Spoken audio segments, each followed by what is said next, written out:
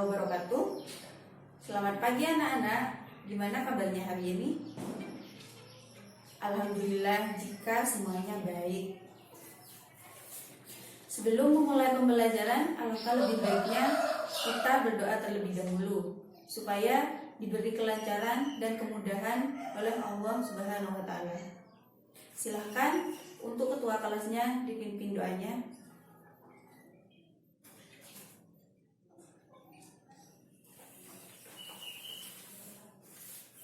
Baik, Ibu absen terlebih dahulu ya.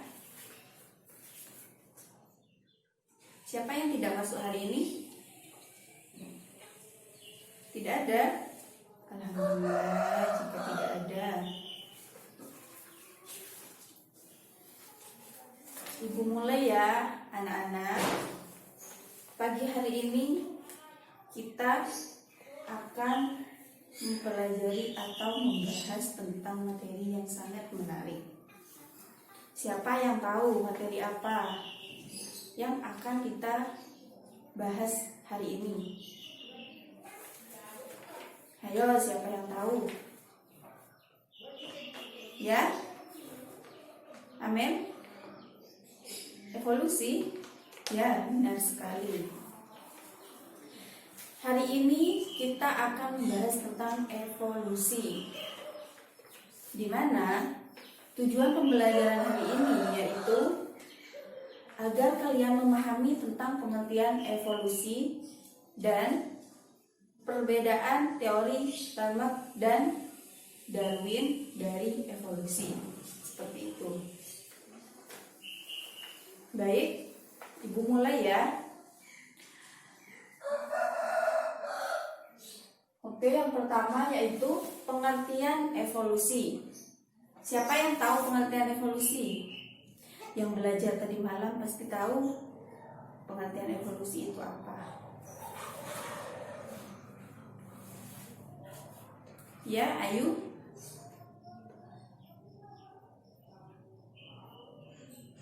Ya, benar sekali. Evolusi merupakan perubahan makhluk hidup secara lambat dengan kurun waktu yang sangat panjang, yang dari bentuk sederhana menjadi bentuk kompleks atau individu baru. Kita ambil contoh, seandainya ada lahan yang ditumbuhi pepohonan dan tumbuh-tumbuhan yang lain. Setelah itu 300 tahun atau 30 tahun yang akan datang, tiba-tiba lahan tersebut sudah menjadi rumah atau kompleks rumah yang sangat indah dan bagus.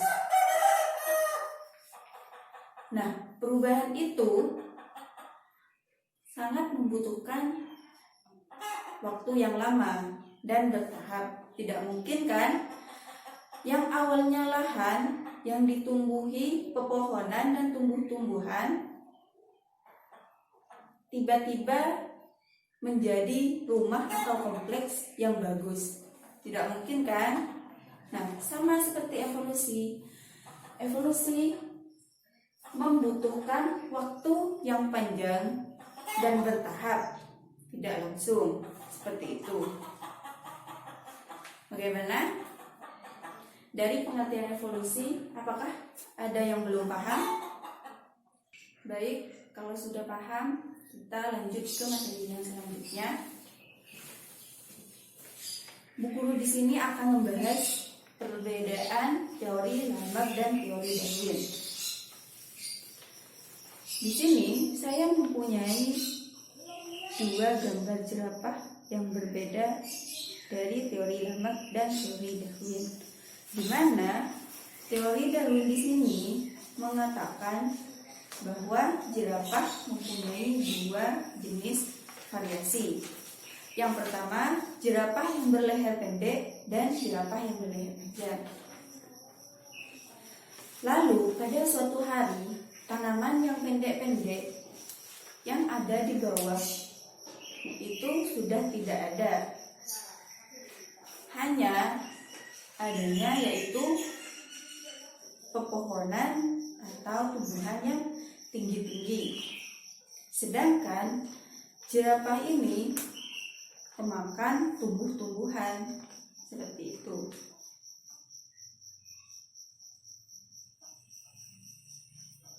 Nah, karena tanaman tinggi-tinggi yang masih ada sampai sekarang, maka dari itu jerapah yang tetap hidup sampai sekarang yaitu jerapah yang berleher panjang. Sedangkan jerapah yang berleher pendek itu tidak ada atau punah karena tidak ada pepohonan yang pendek-pendek seperti itu. Hanya tinggal pepohonan atau tumbuhan yang tinggi-tinggi. Itu menurut teori Darwin. Sedangkan teori Lamarck di sini yaitu bahwa semua jerapah itu berleher panjang. Pada suatu hari, tiba-tiba di alam tidak ada lagi tanaman yang pendek-pendek semua, hanya ada tumbuhan yang tinggi-tinggi. Untuk mendapatkan makanan, jerapah yang awalnya berleher pendek, dia berusaha keras untuk menggapai makanan yang atau tumbuhan yang tinggi. Dia selalu berusaha mengambil sehingga lehernya yang awalnya menjadi pendek itu menjadi panjang. Seperti itu. Karena lehernya yang menjadi panjang, itulah jerapah sampai sekarang yang tetap hidup, yaitu jerapah yang berleher panjang. Yang mana sifat tersebut diturunkan ke anak-anaknya hingga sekarang. Bagaimana? Apakah sudah paham dengan penjelasan Ibu tentang perbedaan teori Lamarck dan teori Darwin? Sudah paham ya? Baik, kita lanjut ke papan tulis ya anak-anak.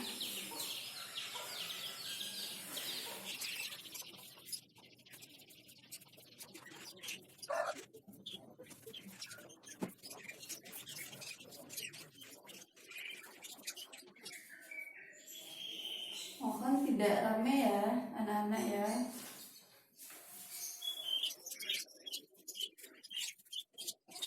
Nulis dua pernyataan atau dua perbedaan. Ibu tadi kan sudah menjelaskan tentang perbedaan teori Lamarck dan teori Darwin. Ibu sekarang minta bantuan kalian, di mana yang merupakan teori Darwin dan mana yang merupakan teori Lamarck, seperti itu. Yang pertama yaitu berbunyi as and uses, yang artinya bagian tubuh jika digunakan terus-menerus maka dia akan mengalami perubahan, sedangkan bagian tubuh yang tidak pernah digunakan terus-menerus maka dia akan musnah. Seperti itu. Yang kedua, sifat makhluk hidup dari lingkungan itu dapat diturunkan kepada induknya. Jadi, apabila makhluk hidup mempunyai perubahan bentuk yang diakibatkan oleh lingkungannya, perubahan itu diturunkan kepada anak-anaknya seperti itu atau keturunannya. Saya sudah menjelaskan pernyataan nomor 1. Ini merupakan teori dari siapa? Siapa yang tahu? Kalau kalian sudah paham tadi pasti tahu kan ini termasuk teori apa.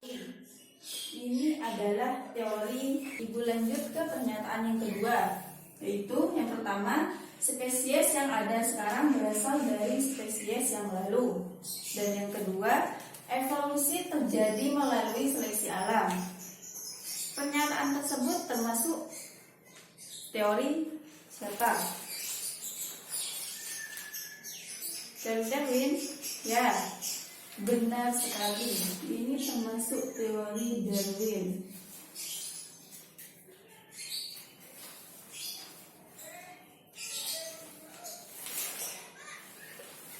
Jadi, jerapah yang berleher panjang sekarang itu merupakan spesies yang dulu, karena yang bisa bertahan hidup yaitu jerapah yang berleher panjang. Karena yang berleher pendek itu sudah punah atau tidak ada. Dikarenakan jerapah yang berleher pendek itu tidak bisa mencapai makanan atau tumbuh-tumbuhan yang tinggi-tinggi. Seperti itu.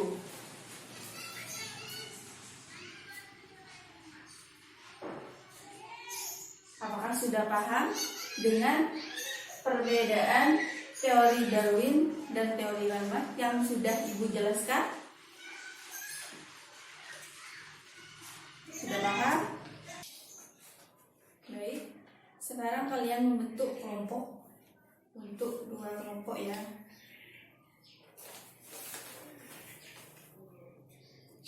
Ibu guru akan memberikan sebuah permasalahan. Nanti kalian harus menyelesaikan dengan berdiskusi dengan kelompoknya masing-masing. Dan hasil diskusinya akan dipresentasikan di depan kelas seperti itu. Bagaimana? Sudah dibentuk kelompoknya?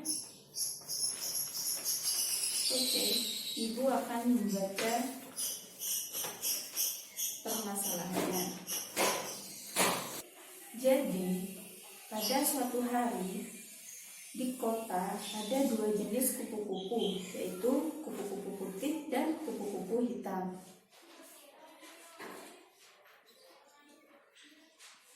Yang mana populasi kupu-kupu putih lebih banyak daripada populasi kupu-kupu hitam. Tetapi pada suatu ketika ada sebuah pabrik industri yang mana mungkin populasi berupa asap, dan asap itu pun mempengaruhi populasi dari kupu-kupu hitam dan kupu-kupu putih, yang mana kupu-kupu hitam menjadi lebih banyak dibandingkan populasi kupu-kupu putih. Yang terjadi,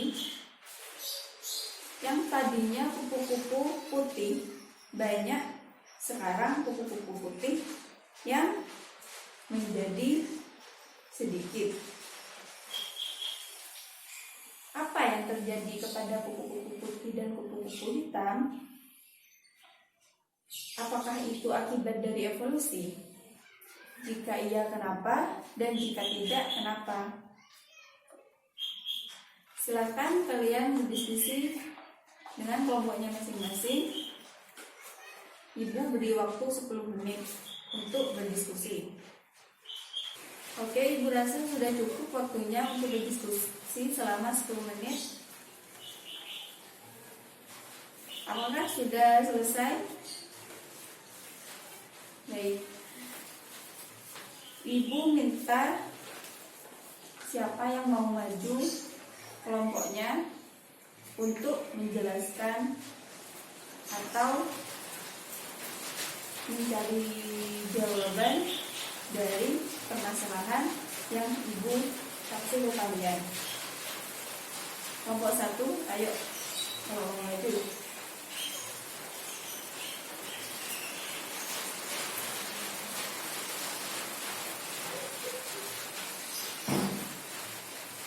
Benar ya, dari kelompok 1 jawabannya.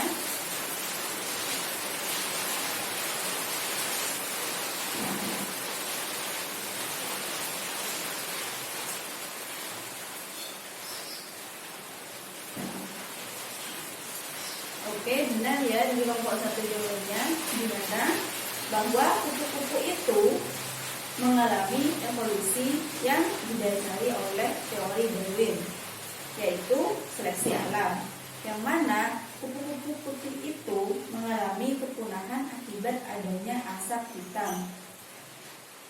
Karena di sana itu cuacanya menjadi hitam dan gelap. Akhirnya kupu-kupu putih itu lebih kelihatan oleh predator, sehingga kupu-kupu putih itu dimakan oleh predator. Sedangkan sebelumnya kan kupu-kupu putih yang lebih banyak daripada kupu-kupu hitam, karena sebelum adanya populasi industri, cuaca di sana itu terang, jadi yang lebih banyak itu kupu-kupu putih daripada kupu-kupu hitam itu.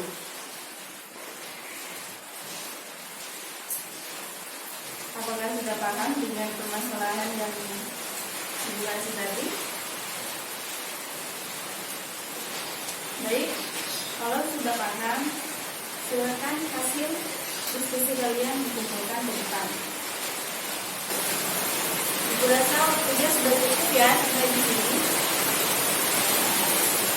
Sebelum kita tutup, marilah kita baca hamdalah bersama-sama.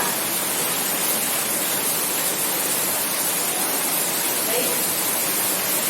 Assalamualaikum warahmatullahi wabarakatuh.